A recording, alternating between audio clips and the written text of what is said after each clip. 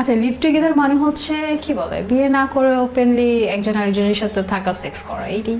আমার কথা হচ্ছে যে যার কোয়ালিটি থাকবে তাকে নিয়ে কাজ করবে, কিন্তু হ্যাঁ অবভিয়াসলি ডিরেক্টরদের একটা সিলেকশন পছন্দেরও জায়গা থাকে, তাদের পছন্দের জায়গা না থাকলে কেউ কখনো কাউকে নিয়ে কাজ করে না। আর আপনারা যারা যেসব ডিরেক্টররা হচ্ছে আর্টিস্ট সিলেকশন করে, হ্যাঁ আর্টিস্টের সাথে তো হচ্ছে তাদের একটা ভালো বন্ধুত্ব সুলভ থাকে, যারা নতুনদেরকে নিয়ে কাজ করে সেই দিক দিয়ে হচ্ছে তাদের পছন্দের একটা জায়গা অবশ্যই থাকে, না হলে তাকে কেন নেবে।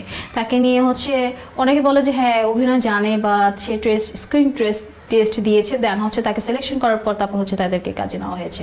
কিন্তু আমি অনেক জায়গায় আমি অনেক পরিচিত ডিরেক্টরদেরকেই দেখেছি যে তারা তাদের পছন্দের মডেলস বা আর্টিস্টকে মানে চুজ করে দেন হচ্ছে তাকে 1 সপ্তাহ 2 সপ্তাহ গ্রুমিং করিয়ে তারপর হচ্ছে তাকে স্ক্রিনে নিয়েছে।